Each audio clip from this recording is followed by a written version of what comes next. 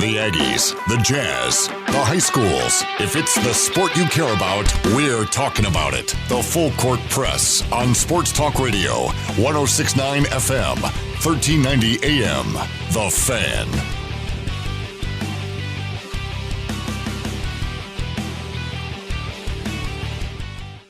Good afternoon, everybody. Eric Frandsen with you on a Wednesday. For those of you heading out on the road to go enjoy your UEA weekend or to go cheer on your football teams in points south of here, stay safe on the roads. Be careful. Be mindful of what's going on around you, and return home okay. But for those of you that want to tune in and hear about what's going on, there's some updates of what happened last night and what's on tap tonight. Do my best to get you up to date on all of that and also get you in the know for what's going on this weekend. Utah State going up against Nevada. And so then UNR, Utah State, we'll have a preview of that coming up next hour. Chris Murray, who is Nevada Sportsnet, he'll be joining me at 5 o'clock. We'll also hear from some of the players, some of the coaches about the matchups coming up, what we think might happen this weekend. So a lot of different things that are going on there. Also, it was a big night in Major League Baseball. Update you on what happened last night in the ALCS and the NLCS. And was a game scheduled to be tonight, but it won't happen. So we'll update you on what's going on there when that game is going to be rescheduled. So a lot of different things to get through. Stick with us and update you on all of that. Reminder that you can go back and listen to some of the things that we've done before. I mean, we had a great interview yesterday, great conversation with Utah State head basketball coach Craig Smith. Utah State yesterday announced as the unanimous selection at number 1 for the Mountain West Conference in the preseason poll, which came out first time that's ever happened in the history of the Mountain West. And that blows my mind that as many good teams as there have been over the years in the Mountain West Conference, this was the first time. So does that indicate that Utah State is on another level compared to everybody else? Does that mean there's a lot of parity below USU? Or does it seem to indicate that it may be somewhat down year for the Mountain West? I don't think it's the latter. I think there's going to be some really good teams in the Mountain West Conference this year. Coach Smith alluded to the fact that he thinks there's going to be some teams that are going to surprise us and be more competitive than they seem to be indicated in the preseason poll. So if you want to go back and listen to that in its entirety, you can. Go to our webpage, 1069thefan.com, and click on the, you'll see the podcasts area. Go to the new podcasts, and you can see the different hours that we had from yesterday. But we also set that one apart, that interview, as an independent podcast file that you can listen to of our conversation with Craig Smith. About 17 minutes long.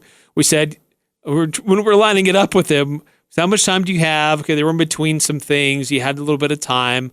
And it was, okay, maybe 10 to 15 minutes. But as we were getting to the 15-minute mark, we were still going.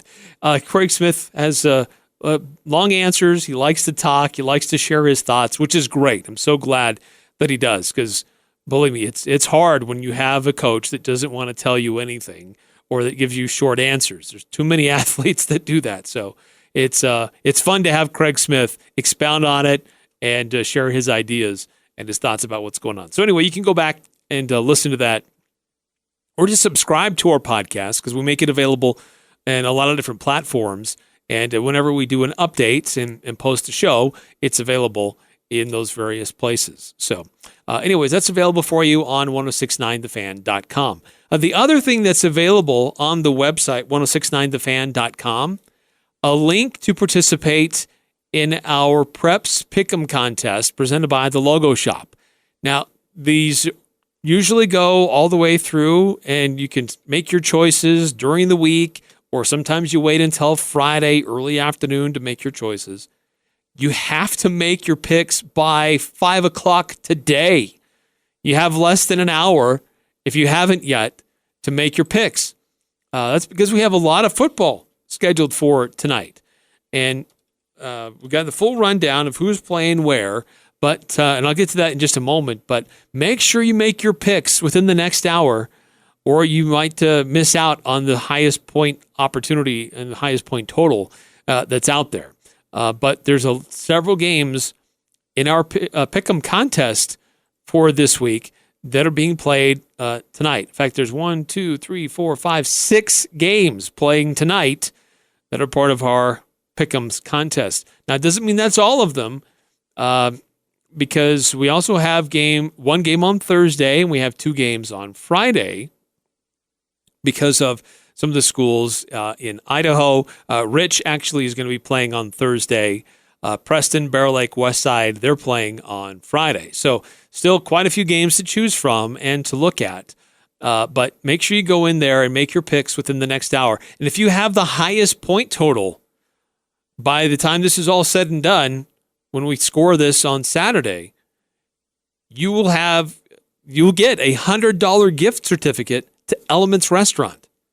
So fine dining, great date night place, take a group, go there multiple times, and enjoy a fine meal at Elements Restaurant, or multiple fine meals, as it were, at Elements Restaurant. And then also, if you're the highest score, you get the highest point total, you're automatically qualified for our grand prize, which is a 65-inch 4K TV from Lens Audio and Video. So if you haven't even participated at all this year, and you register right now, and you end up having the highest score, you could still be a finalist to get that grand prize. So it resets every week, new opportunity every week for new winners, new opportunities. So it's not accumulative. It's not who had the best score overall over the course of this whole thing. It's a grand total. Or it's not a grand total. It's the highest score week to week. Grand total, if we were to give it away to the best picks in this whole thing, it'd go to JLove6, one of our early winners in this, one of our weekly winners. Sasquatch Aggie also was a weekly winner. Sasquatch Aggie is also high there, but the JLove6 is number 1 over the overall standings, followed by Sasquatch Aggie. There's some great usernames here, by the way. Thank you. It makes it entertaining for us. But some of our weekly winners, I've noticed they're on this list for some of the top the performers.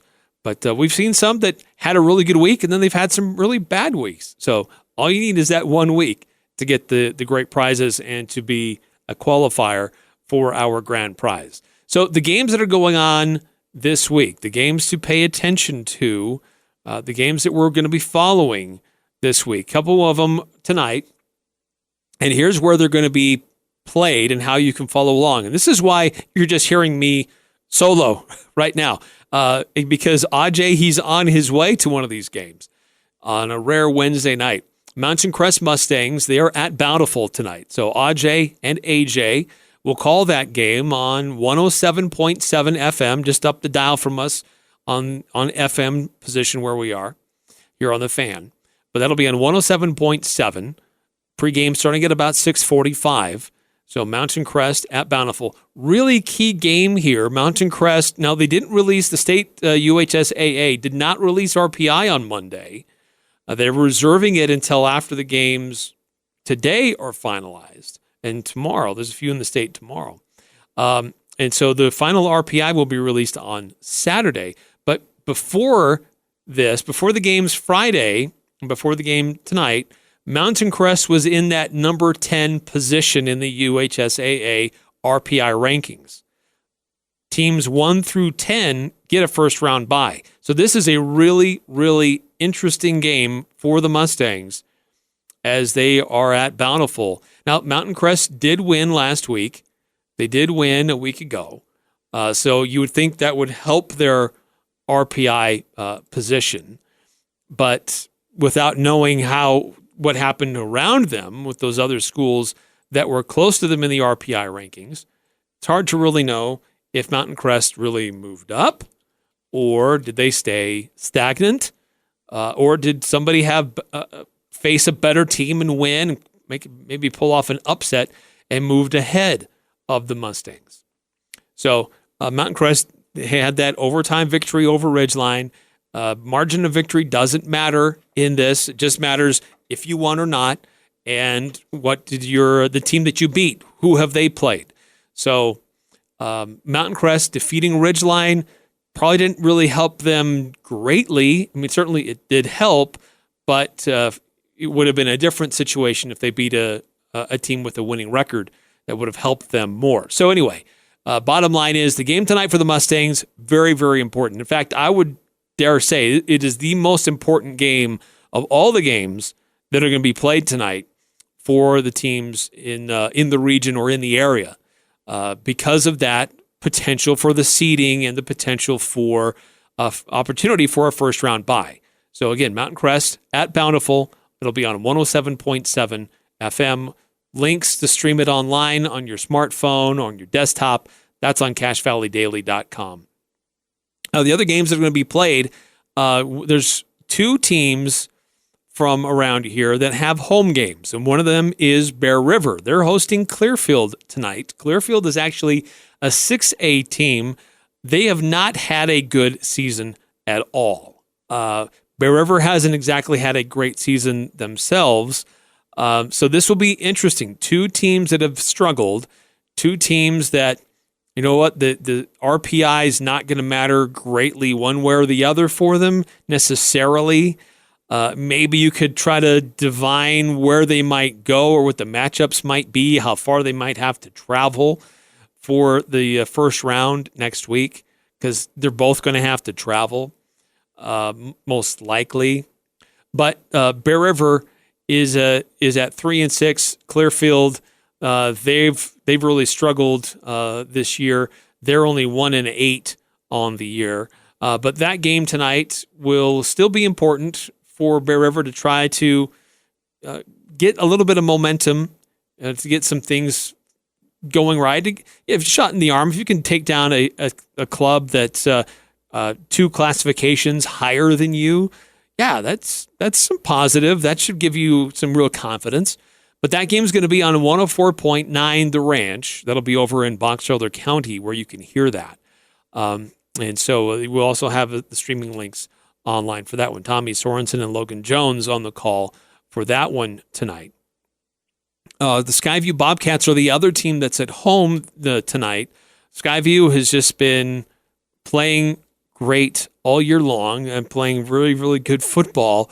Even when they had to make a change at the quarterback, when Mason Falsliv got hurt, they did not skip a beat. And they've moved some things around and continue to be very dominant. They're at home tonight against Providence Hall. Now, Providence Hall, it's a charter school. This is their first ever year playing football. It's been a rough one for them so far. They haven't won a game all year. So this will be interesting to see how quickly Skyview jumps out on them and how many second team, third team, JV, younger players get opportunities in this to give their stars and the starters maybe a little extra time, because they're going to have a bye week next week. There's no question about that. Skyview heading into at least the last RPI rankings that the UHSAA released, Skyview was the number 2 team in the state. Green Canyon was number 3. But there's a pretty interesting gap there between Skyview and Green Canyon. But Skyview, not that big of a gap, don't get me wrong, but Skyview is definitely going to have that first round bye in the playoffs. But so it's not like they need to get rest because they're going to be playing again next week. But it's still, you don't want to risk injury. There's no sense in having anything go wrong for any of your key players in the matchup tonight. So anyway, that game will be right here. We'll cover it here on 106.9 The Fan, also 1390 AM, and on our website, 1069thefan.com. You can stream us there. And we have the links again on CashValleyDaily.com. So Hurricane John Newbold, Rex Davis still have the pregame coverage starting at about 6:45 right here. I mentioned the Green Canyon Wolves. This is interesting for them as they're going on the road to take on Woods Cross. And here are two teams who've had really mirror images of each other with their total record and their region record. Both are 7-2 overall, 3-2 in region play. Biggest difference here is that Woods Cross is a 5A school, and they are hosting the game tonight. So if you're Green Canyon, how hard do you go in this one? It's a win. Skyview is going to win their game. It's unlikely that Park City is going to lose their game. And so how hard do you go in this one to try to get the win? Does it really help you that much? But potentially with a loss, how much would you potentially drop? So trying to play the RPI game is interesting, especially since UHSAA doesn't release it this week. And so really they don't want teams trying to manipulate standings or where they may end up in destinations. So the style of play, what the game strategy is tonight for Green Canyon, could be really interesting. Do they really go hard to try to get the win? Certainly that will look really good, beating a division higher than they are. A good school. Woods Cross has had a good season this year. Or do they say, you know what, it's not really going to matter that much. We'll go out. We'll try to compete. We're not just going to lay over, but lay down or roll over. Nice, combining those two phrases. They're not going to lay down, but they're not necessarily going to go out there and go crazy trying to get the win. So that could be an interesting way that plays out. So that game is at Woods Cross tonight, and you can hear that game on 100.9 FM. And that will be Craig Hislop and John Russell on the call for that one. And I know Craig Hislop has spoken to both coaches. You'll hear those coach interviews before the game begins, but pregame coverage there starting at about 6:45 as well on 100.9 FM. Ridgeline Riverhawks hoping to try to find something. They've had a hard time closing out some games. They've been close in a number of them here lately. They just have not quite been able to get over the hump. They, too, are on the road in the Bountiful area, but the team they face, not as strong as the Braves. They'll be facing Viewmont. Viewmont is 3-6 overall on the season, 2-3 in their region play. So Ridgeline, this is a team that is looking for some help. A win against a higher classification team will help them. It may move them up into a more favorable matchup and an opportunity for a better situation for them or as opposed to being near the very bottom and having to play a better team on the road. So this is an important game for the Riverhawks to try to get this one. And if you want to follow along to see how they do, that'll be on 104.5 FM in Cache County. That'll be Dave Simmons on the call. Not sure if you'll have Nick Zollinger on the call with him or not. But anyway, Dave Simmons does a great job following the Ridgeline Riverhawks. And pregame coverage there also starting at about 6:45. One school that we haven't mentioned yet is Logan. And the Logan Grizzlies don't have a game. So this is the interesting thing to see how this affects the RPI in comparison to some of the other schools. It's a interesting, maybe risky gamble, an opportunity to improve your RPI or improve your standings to play a game or to avoid the risk and not schedule a game that could be a loss and see how the chips fall. So Logan, they did play, and they played Green Canyon close last week, really close, played them to overtime. It looks like Logan has, they struggled for a good chunk of the year, but they've seemed like they're starting to get some things together, some things going for them.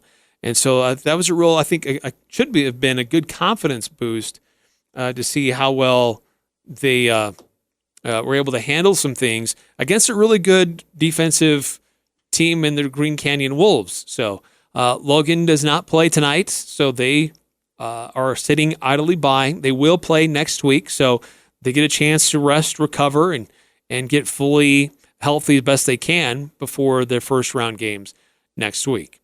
So those are the teams in Region 11 and how you can follow along. A couple other games to let you know about in the area. One other game that we're keeping an eye on tonight will be Box Elder. That's a team that's going to be at Murray. Box Elder 3-6 on the year. They'll be at Murray, who's 6-3.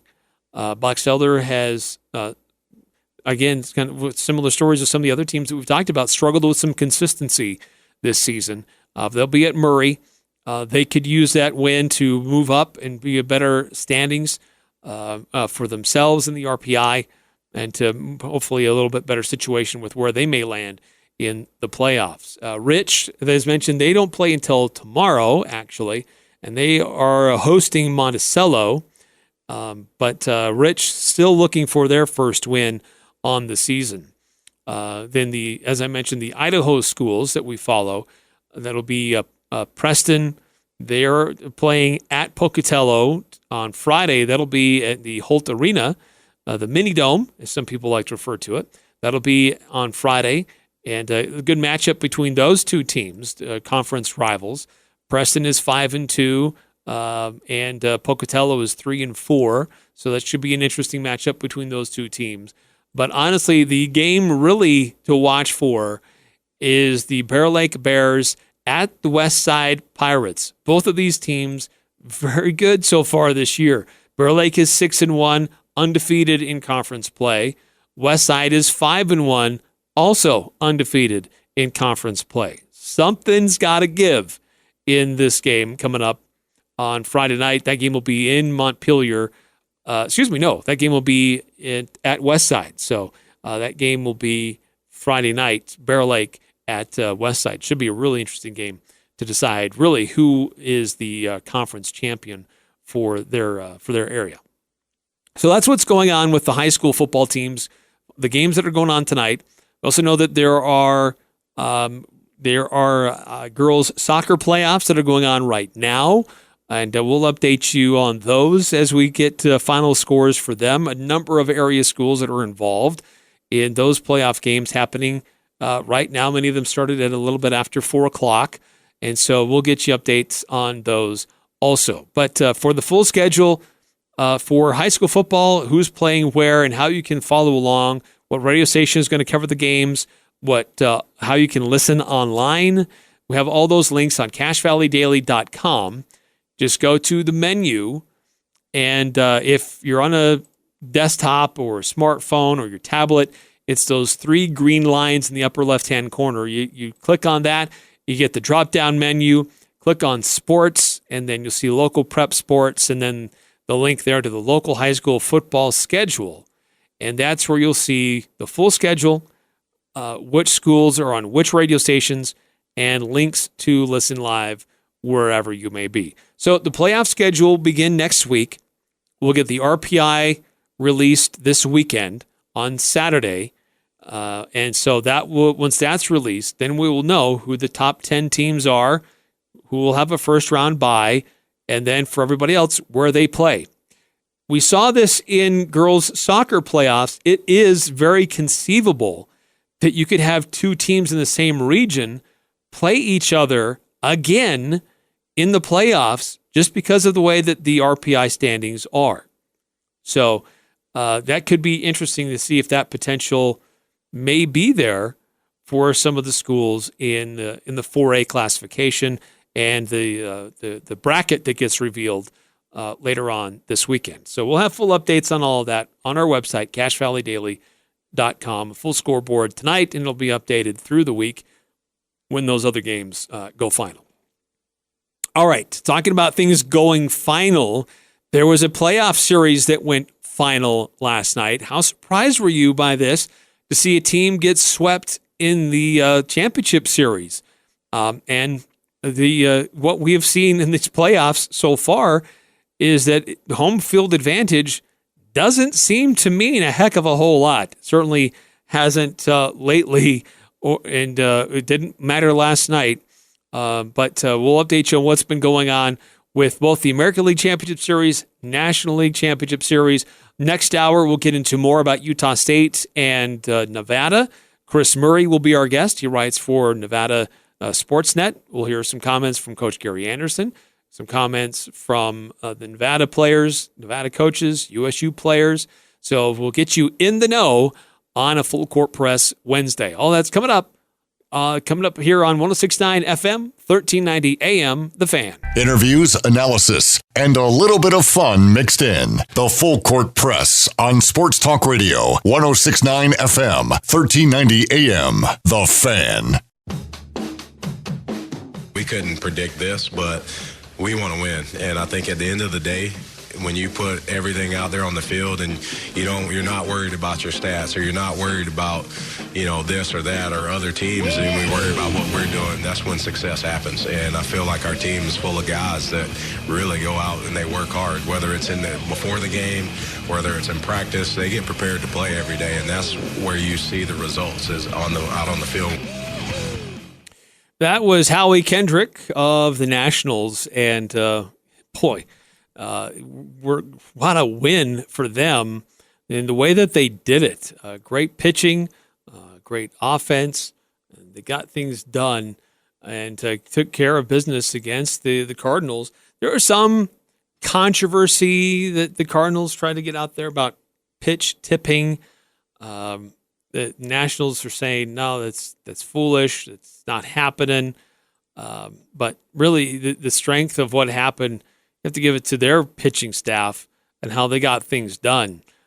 Big win for them last night, and took care of business early and just jumped out in a big way over the Cardinals, and was scoring 7 runs in the first. We've seen that a lot, seems like, in these playoffs. Big first innings, and just teams getting all over. Some great pitchers too. It's not like they're doing this against schmucks on the mound, but the Nationals got things going real fast and just set the tone, put the game away. St. Louis tried to make a go of it in the 4th and 5th inning. Tried to get a little bit of a rally going, but the Nationals were able to keep them in check. Corbin ends up getting the win for the Nationals, and they've just done a great job all throughout this whole thing with their aces being able to stand on the mound for long periods of time to go long stretches. They don't have to go and tap their bullpen a whole lot.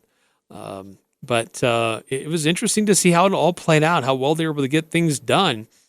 Dave Martinez, afterwards, he talked a little bit about how he continued to believe in his team, and they continued to believe in themselves. I never doubted these guys. I really did. And all I kept telling myself, hey, stay with them, stick to the process, stay positive, teach, and as soon as everybody gets healthy, we'll make a run. We'll make a run, and this, we'll get back in this thing. Didn't know how far we get back in it, but I really believe that these guys could turn this around right from the get-go, and they did. And it was impressive the way they did that. I mean, both the Cardinals and the Nationals, we look at a pretty good body of work coming into the end of the regular season. Both were pretty hot ball clubs. Both of them had to kind of fight to get into where they were. Both had to go on the road to win to get to the next round. But hand it to the Nationals and how they were able to get it done. Ryan Zimmerman, he also weighed in. Now, there were injuries to the team earlier. There were some doubts after Harper left to go to the Phillies, take the bigger paycheck. How would that affect them? And they've turned that around and kind of used that as a rallying cry and done well. And so feel impressed with. You have to be pretty impressed with how they've been able to handle some of that and what they were able to do in spite of some of that, but kept believing in each other and chose not to quit. You sign up to play 162 games, and I've played some where you lose a ton of games, and I played those games just as hard as I play these games now. That's what I've always been taught. It doesn't matter if who you are or how much money you make or what team you're on. You sign up to play 162 games, and whether you're 31-19 or 19-31, you still got to play the rest of the season out. So we had a choice. We could either basically roll over and quit, or come in, like we said, each day and try and win that game that day, and we chose the second one. Yes, they did.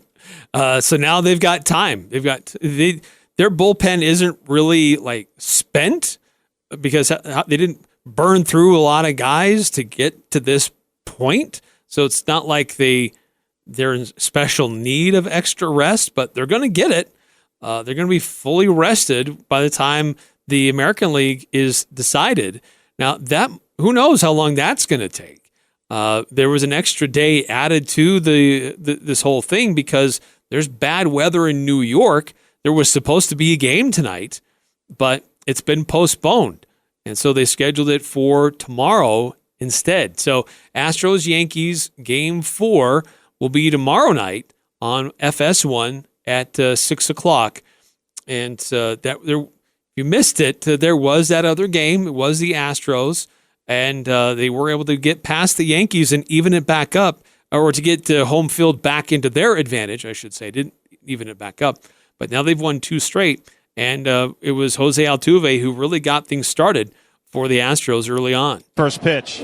And that's hit in the air and pretty deep to left center field. Racing back Gardner, still going back at the wall, looking up. See you later! Into the bullpen. Jose Altuve with his 12th career postseason homer. And the Astros go up 1-0. And they didn't really look back too much after that. Again, another great job on the mound by Garrett Cole and A.J. Hinch with high praise for Cole. And too much praise? I think he's the best pitcher in baseball right now. I mean, his competition is right next to him in the clubhouse, and there's certainly good pitcher. I watch what Strasburg's doing. I see what Scherzer's doing. DeGrom in this city. I mean, there's a lot of big names, but obviously I'm biased to my guys. But Garrett is locked in, and to see him do it on the big stage in a playoff game with the magnitude of this game, it was pretty awesome. Now, I can't deny that. What he has been able to do and what he's done in the postseason up for the entirety of the year, that could be up for debate, I suppose. But what Garrett Cole has been doing in the postseason is phenomenal. And he's been really, really solid for the Astros. And similarly to what we've seen with some of the pitching with the Nationals, he's been able to stay on the mound for long stretches, and he's had good control. He pitched for 7 innings. It did allow 4 hits, but no runs. So it was another solid performance, another solid outing for Garrett Cole, and he has been very good for the Astros here in the postseason. 3 wins and only 3 runs allowed in all of those 3 games, an average of only 1 run scored on the Astros overall, not necessarily allowed by him, but in those games when he's been on the mound for the Astros here in the postseason, teams have only been able to score 1 run on him. So very impressive for Garrett Cole. And so for Game 4 in the Astros-Yankees series, it is staying in New York. Game 4 will be tomorrow night. It was supposed to be tonight, but because of weather, they postponed the game. They moved it to tomorrow. So that'll be at 6 o'clock on FS1 tomorrow. They will play again on Friday. That'll be at 5 o'clock in New York on FS1.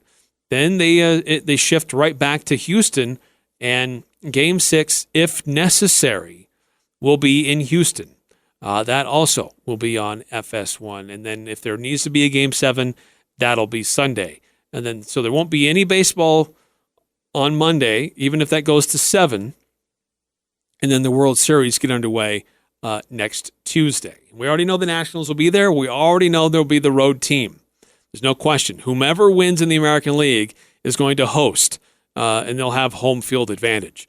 But for the Nationals, they're at home. They've been celebrating, and they get to sit down and watch this next series play out. And they also got to have some fun last night. This is how it all ended for the Nationals after they took down the Cardinals. Here's the kick now. The pitch, fastball, is hit in the air to left center field. Robles calling for it. He's under and waiting, and he makes the catch! He makes the catch! Bang! Zoom down the fireworks! A National League championship winning Curly W is in the box! And for the first time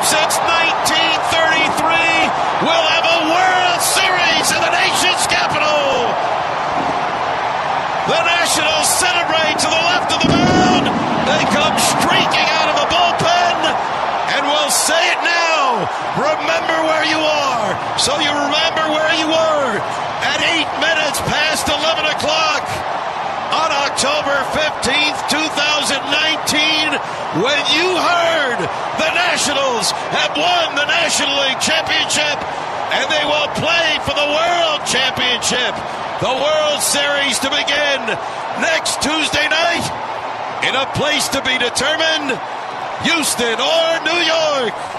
Unbelievable! That's a great call.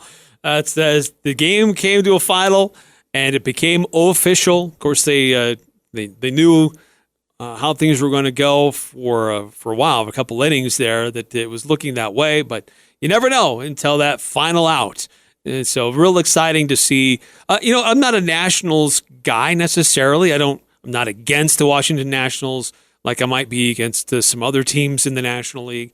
I really don't have much of an opinion about the Washington Nationals. But I do think that it's cool anytime a team gets to the postseason, to the championship series or the championship game for the first time ever. I think that's a great, great story. They're certainly going to have that on their side against whomever they face, because it'll be either a team that's won several World Series here recently or a team that's won a whole bunch over their entirety of their franchise's history. So they will be the underdogs against whomever they face, but certainly there's going to be a lot of excitement and energy in the Washington, D.C. area, and to some degree maybe even in Montreal, because the Expos, they never got there. Then the franchise moved to D.C., and now here they are in the opportunity to win a World Series, which begins for them next Tuesday. All right, coming up next here on the Full Court Press, some more baseball news. There's several different manager positions open in Major League Baseball. One of them has officially been filled, and could one other person who's maybe a candidate for some others, a decision that he's made recently, seem to be tipping his hat as to whether he's going to go somewhere or not? I don't know. We'll find that out. Coming up next here on the Full Court Press. Sunday on Compass Media Network's coverage of the NFL. It's a primetime showdown between two NFC East rivals as the Dallas Cowboys host the Philadelphia Eagles. Hi, this is Jerry Recco. Join Kevin Ray, Danny White, myself for all the action as these two foes battle it out for the top spot in the division. Can Dak Prescott and the Cowboys snap a 3-game losing streak, or will Carson Wentz and the Eagles find a way to win on the road? It's the Cowboys and the Eagles. If it's the NFL, it's right here. Sunday at 5:45 on Sports Talk Radio, 106.9 FM, 1390 AM, The Fan. It's the Full Court Press, weekday afternoons from 4 to 6 on Sports Talk Radio, 106.9 FM, 1390 AM, The Fan.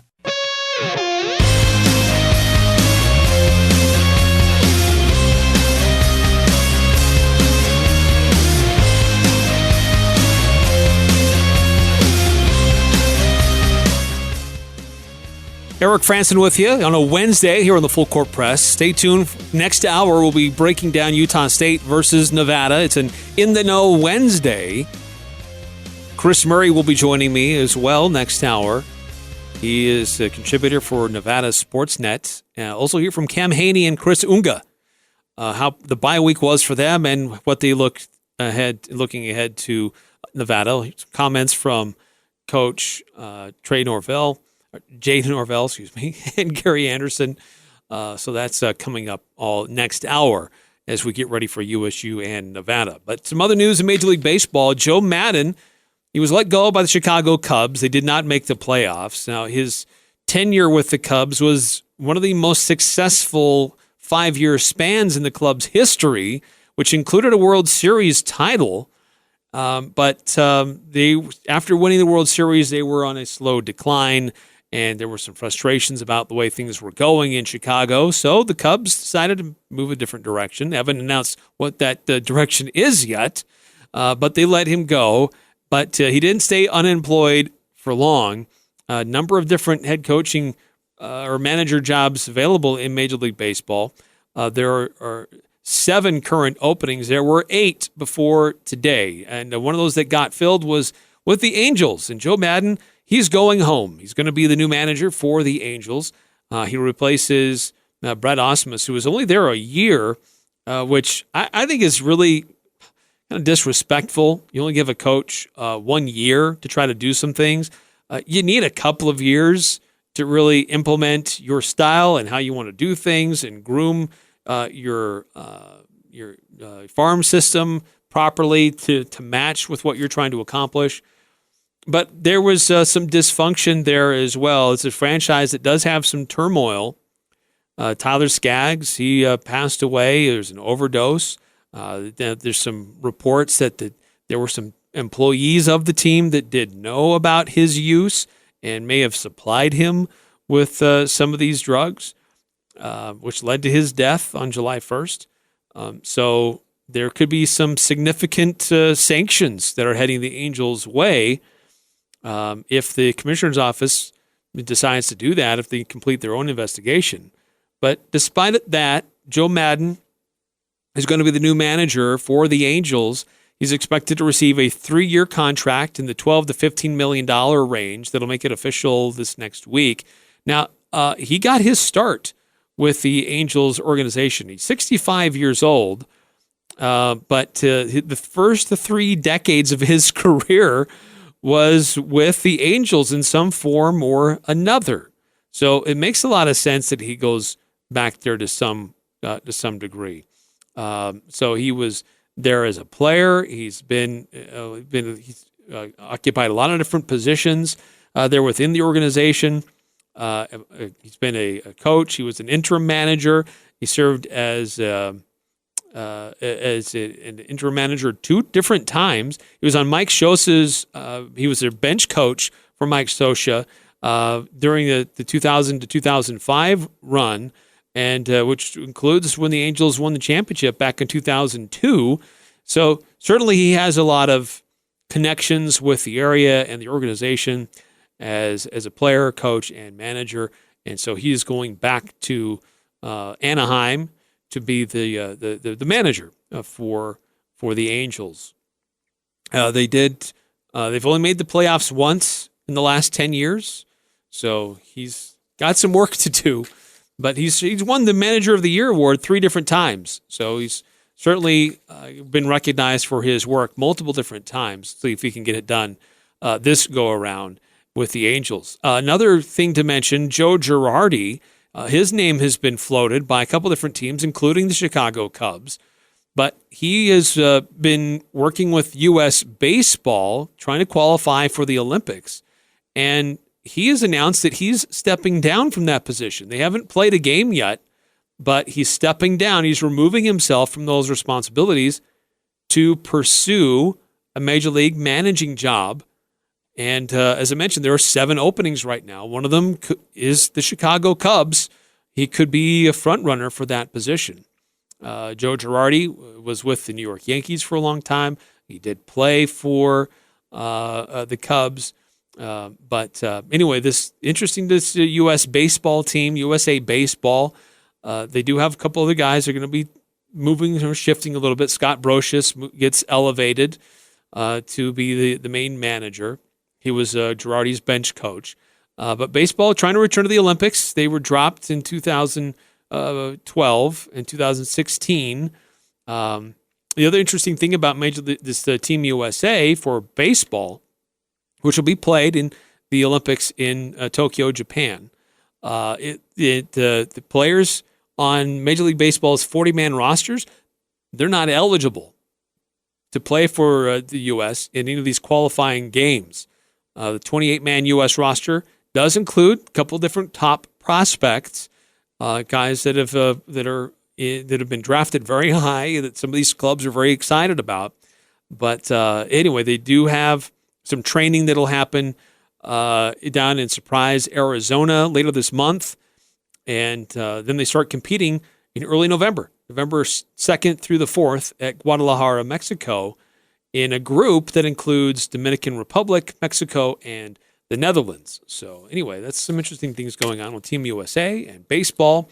And Joe Girardi stepping away from all of that because he wants to pursue these openings that are in Major League Baseball. As 7 still that are open, 7 positions still open. All right, coming up next here on the Full Court Press, a tease of what we're going to be hearing next hour as we have an In the Know Wednesday, getting ready for Utah State and Nevada. It's a 8:15 p.m. kickoff. And by the way, I don't know if you've heard about this, but they've got a deal going that if you buy an adult ticket, you can get your kids in for free.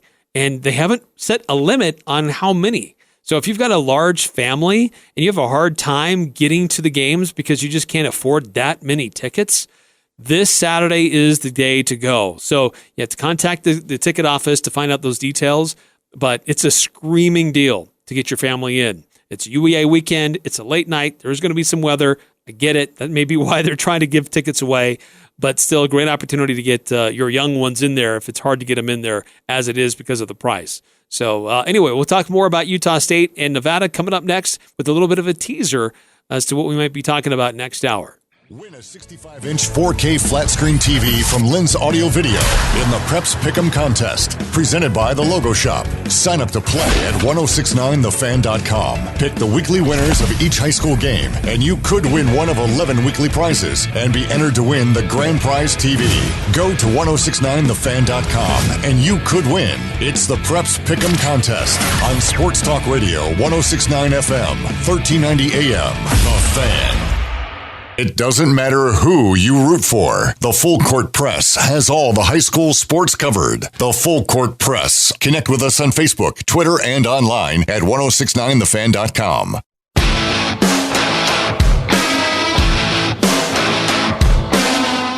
You know, we're going to do a couple things different this week. We're going to practice at night. We play at 8:15 in Logan.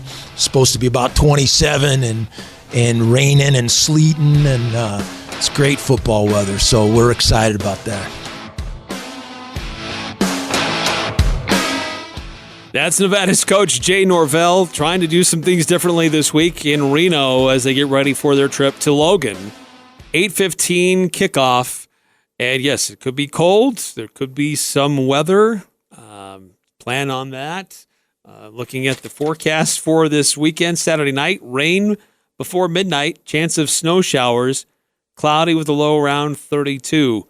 During the day Saturday, slight chance of rain and snow before noon, then rain likely. So could be a little bit, it could be okay during the day, but then as it gets on into the evening, 70% chance of precipitation. So be prepared for that. Plan for that, but don't let that keep you away from going to cheer on Utah State. This is a big game. Nevada, we haven't seen Nevada in a while.